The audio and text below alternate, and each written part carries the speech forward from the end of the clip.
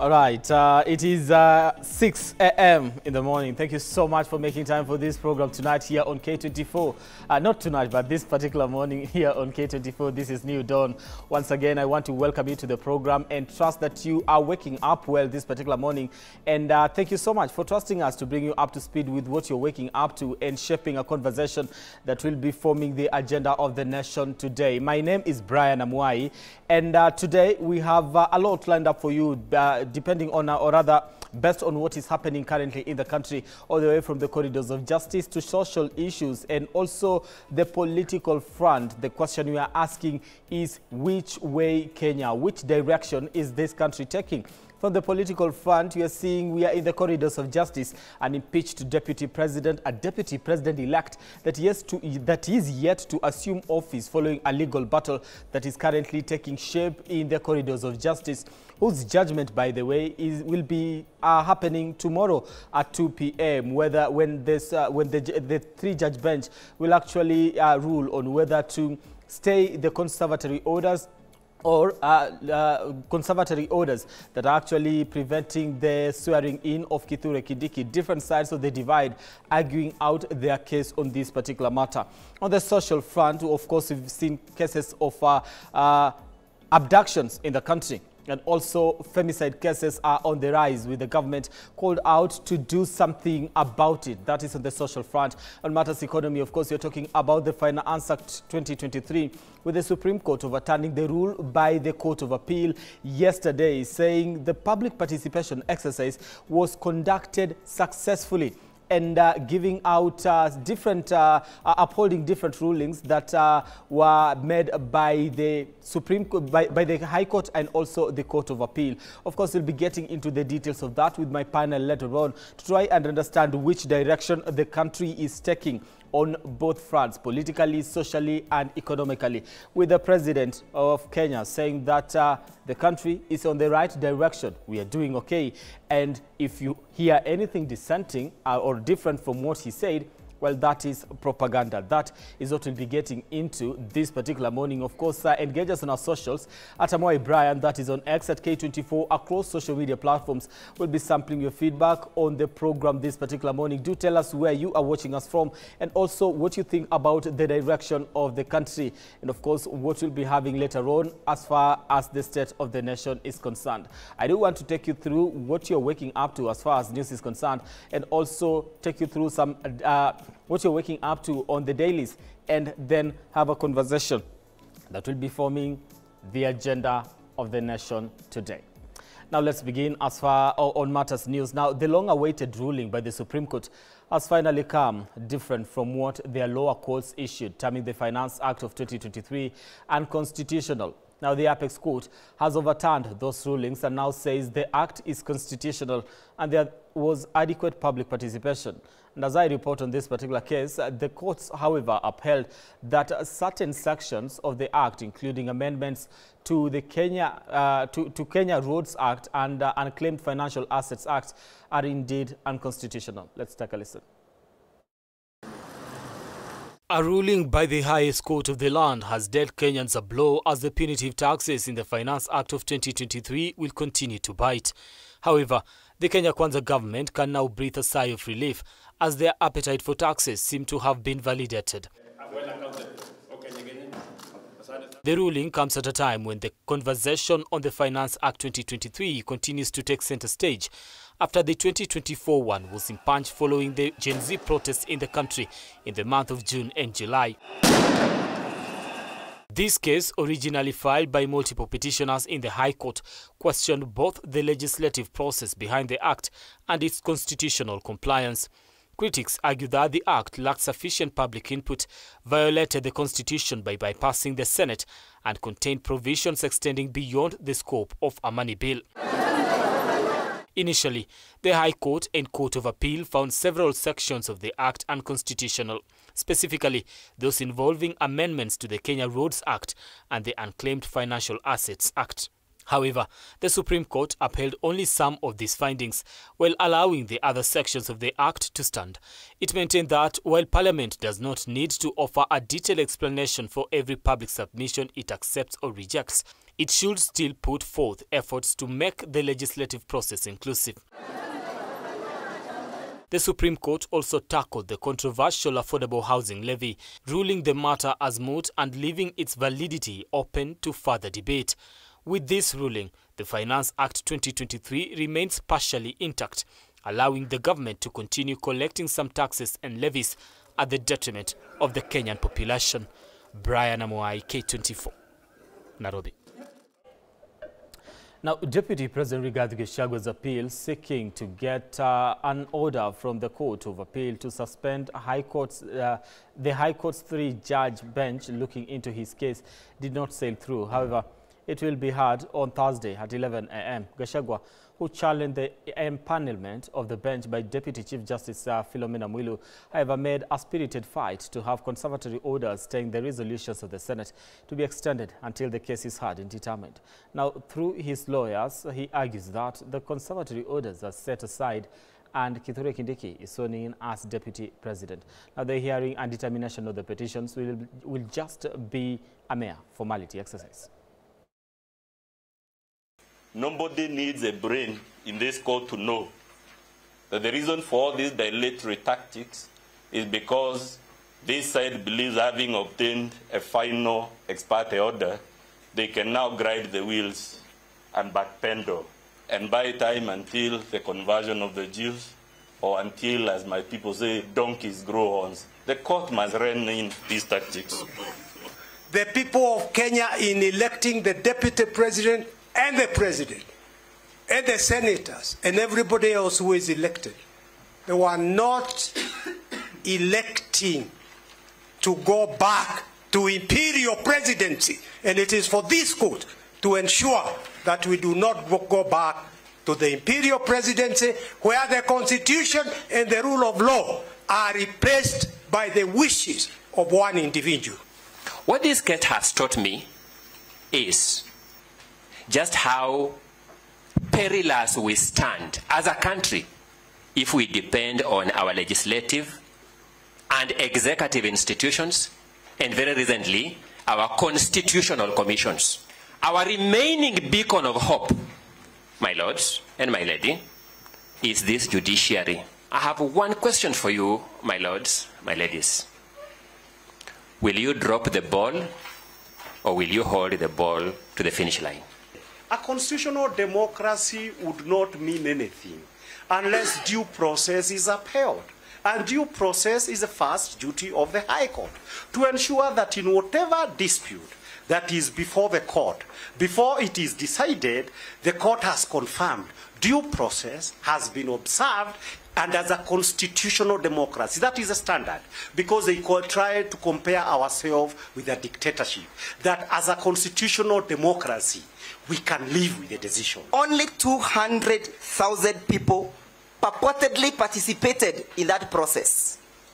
That is to mean, my ladies, my lords, for Honorable Mutuse to have the guts and the audacity to move the motion, he had the backing of 200,000 people, as against a population of 50 million Kenyans, or as against the population of over 14 million registered voters.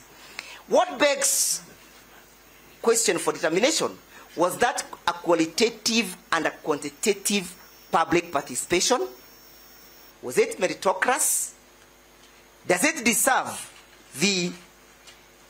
or could it convince that public participation that was adequate was conducted before the motion was moved?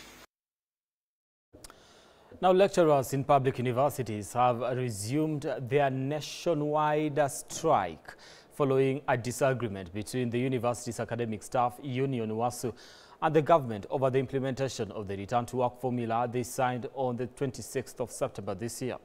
Now, they are now blaming vice chancellors for derailing the implementation of the 2021-2025 collective bargaining agreement. Their grievances include failure to increase their salaries from 7 to 10%, failure to remit third-party deductions, and lack of allowances and comprehensive medical covers. Harriet Chimea reports.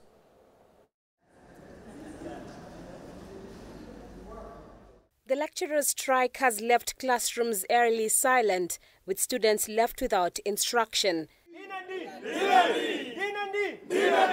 At various universities, students gather in confusion, while the lecturers take to the streets in protest.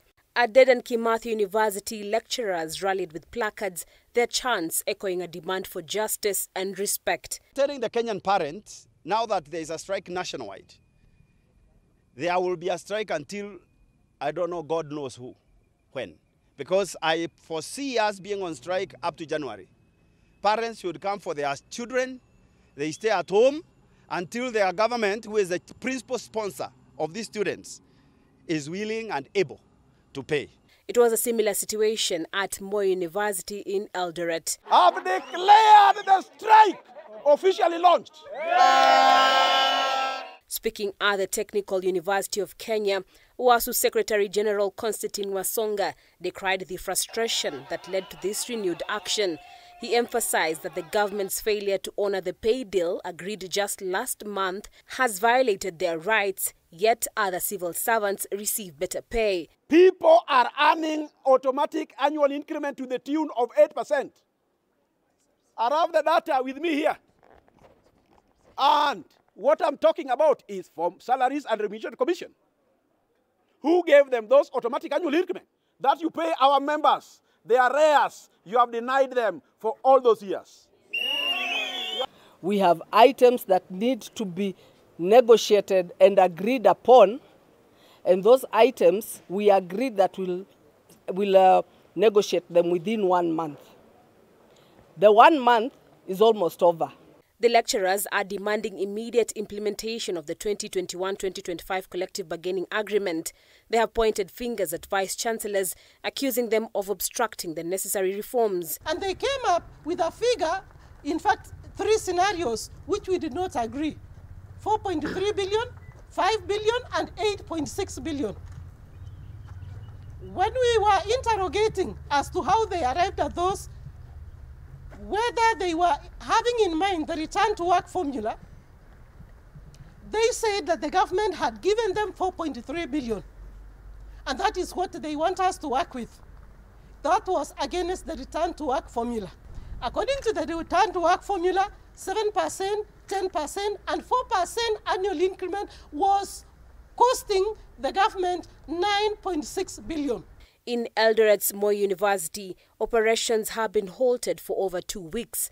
Lecturers, now on their 67th day of strike, expressed deep frustration over the government's failure to meet its financial obligations. Wamepanga mipango zao, wamesema wanafungua shule tarehe 4 Novemba, lakini kama sisi kama wafanyakazi, hakuna mtu amewahi kuja kutuapproach na kutuambia mnataka aje. Sisi tunaitisha 8.6 billion. Ili nitoleo kotini kama mfanyakazi, ili tulipiwe pension yetu ambaye ni 4.2 billion, ili tulipiwe madeni zote wenye tunadai Moi University. So far, Moi University staff are owed over 9.5 billion before tomorrow. But as from tomorrow, because we are in another month, the money would have increased to 10 billion. The lecturers' demand extend beyond salary increases. They are further calling for harmonization of allowances, better promotion procedures, and support for car loans and mortgages. Harriet Chimea, K24. Now, millions of Kenyans have been left in pain as the new shift deductions take effect this month. This comes amid many struggling to access healthcare across the country. Nazian Ketani reports, with a long list of deductions and the high cost of living, most Kenyans are likely to struggle even more to make ends meet. The new shift deductions are taking effect this month, even as millions of Kenyans continue to struggle accessing health services.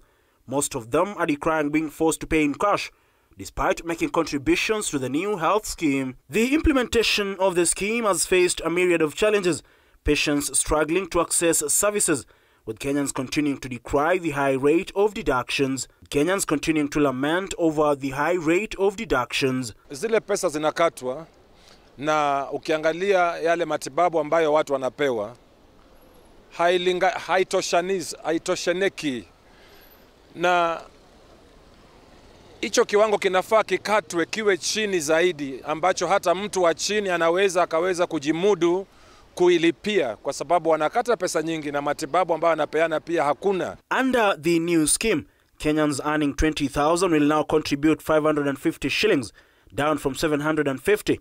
Their counterparts earning 50,000 will now pay 175 more compared to NHIF rates, with those earning 100,000 parting with 1,050 more. Those earning $500,000 will part with 12,000 more, with those in the 1 million bracket parting with 25,500 more than the NHIF rates. Despite the deductions, Kenyans continue to decry paying for services in cash, despite making contributions to the scheme. Unapata the contributions that people are making haiwasaidi, because at the moment haijaroliwa out vizuri ieleweke kwa hospitali. So doctors are insisting for cash at the moment, of which ningependa they could go back and use the NHIF yenye wamekuwa kitumia over time before this system SHA iko sawa kabisa. President William Ruto on Sunday, while admitting challenges faced in the SHA implementation, defended the rollout of the new health scheme. Transitioning from what it was to the new model. And in every transition, there will be challenges. Those challenges we are managing. Last week, tulitoa pesa ya kusaidia hospitals and dispensaries across Kenya. Next week, tutaendelea na kutoa pesa ingine until we ensure that the transition is complete. Na hata wakati walipoanza kufanya deductions, wanafanya deductions na matibabu watu hawapewi. Sasa kwa nini watu waendelee kufanya deductions na matibabu hakuna? Apart from the shift deductions, Kenyans face more deductions, including the housing levy, leaving the low-income earners with little to nothing. Those earning 50,000 will have a total deductions amounting to 10,000, with those in the 100,000 bracket parting with at least 27,000 in deductions. Kenyans earning 200,000 will have to part with 61,000, with those earning $500,000 seeing at least 163,000 deducted from their pay. However, those earning $1 million shillings will have to part with more, with at least 351,000 being deducted from their pay. Amid all these deductions, Kenyans are set to grapple with sustaining themselves. With a basic pay of 50,000, the same person will remain with at least 41,000 after tax, and with further deductions for the shift and the housing levy, his or her net pay will be at least 39,000. The said individual will be strained even further with other bills to settle, for instance, house rent, food, school fees, and most likely emergency funds set aside, leaving him or her staring at a financial crisis.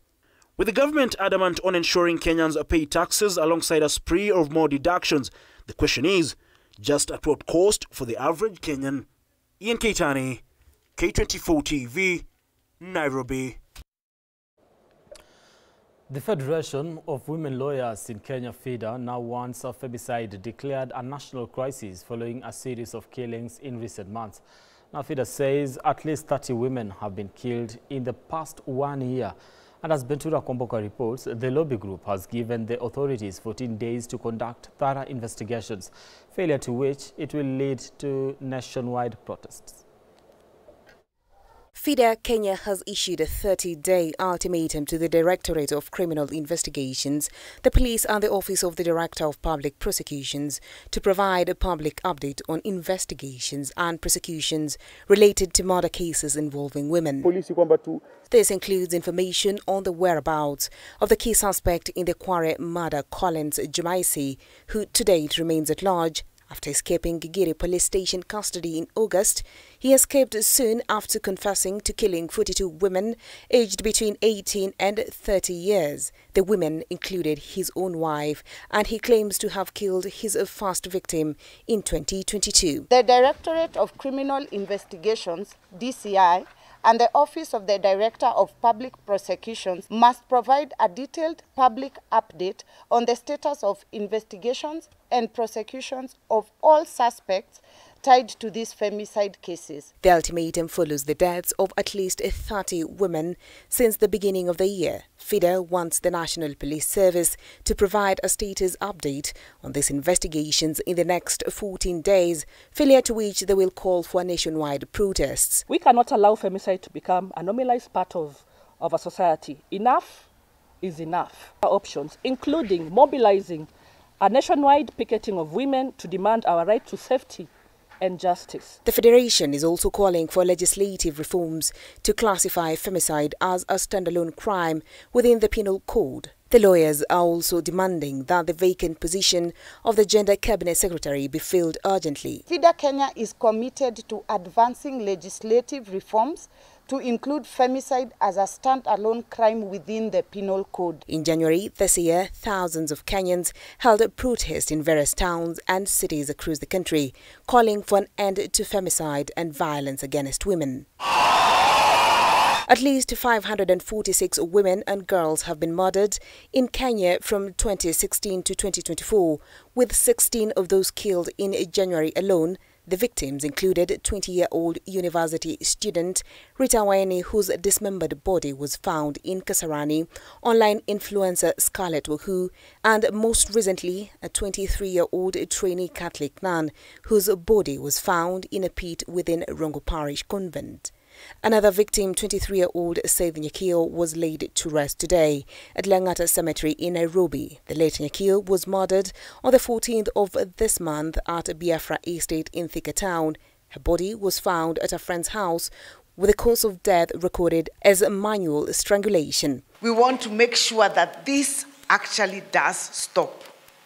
Every day in the newspapers, we have pictures of people's daughters and sons who have been killed in mysterious circumstances. Many times we are told no stone will be left unturned.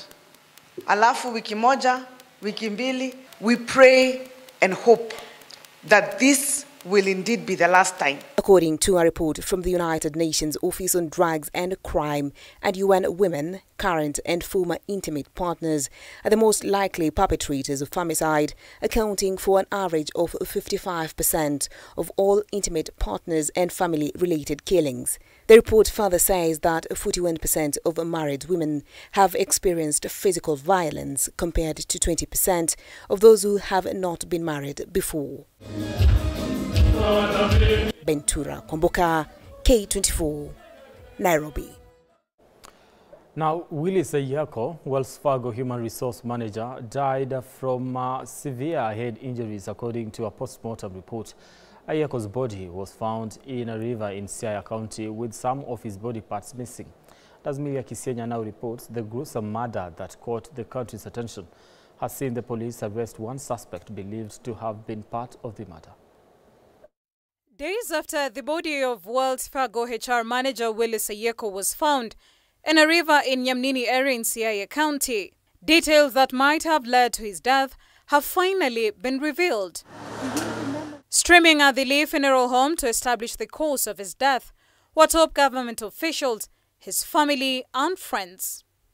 And after hours of the autopsy process, what we found first of all is the body was decomposed to a great extent, and what we found as the injury were on the head. We found a lot of bleeding, bruising in the scalp and bleeding in the brain. Detailing the events that led to his gruesome murder, government pathologist Johansen Odwar disclosed that Ayeko suffered extensive bruising on his head and bleeding in the brain. There were some other bruises we found on the wrist, and I understand that when he was found, he had some handcuffs on, so there were bruising on the wrist, which were as a result of the handcuffs. There were also some bruising on the knees and on the lower limbs. We found also some missing tissues on the face, around the mouth, on the ears, on the cheek, on the chest.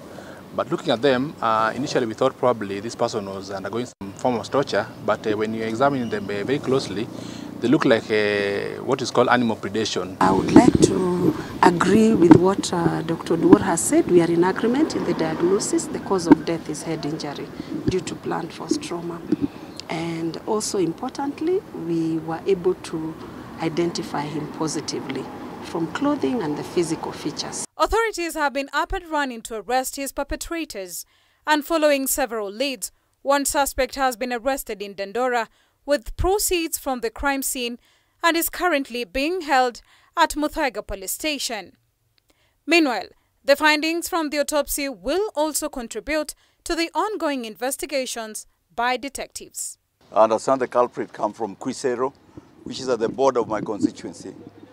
And I'm told the culprit has a brother with the same name, so I believe the DCI will go deeper to ensure that these culprits are brought to book and that wananchi at home can go around with their lives feeling as safe as they should be. Milia Kisienya, K24 TV. All right, and now that report by Milia Kisienya, of course, takes us to our first break here on the program. When we come back, we'll be taking a look at what you're waking up to on the newspapers. And of course, I'll be speaking to my guests. We already have Senator Gloria Roba in studio and expecting Honorable Basil and, of course, Honorable Freddy Kikana to make their way here, so that we have that conversation here in studio this morning. Of course, continue engaging us on our socials at K24 across social media platforms, and at Tamwai Brian, that is on X. And we'll be sampling your feedback as we continue with the program this particular morning. We are talking about which way Kenya, which direction is this country taking, all the way from the political front to social issues to matters economy. Right up, we take a break. We will be back in a few.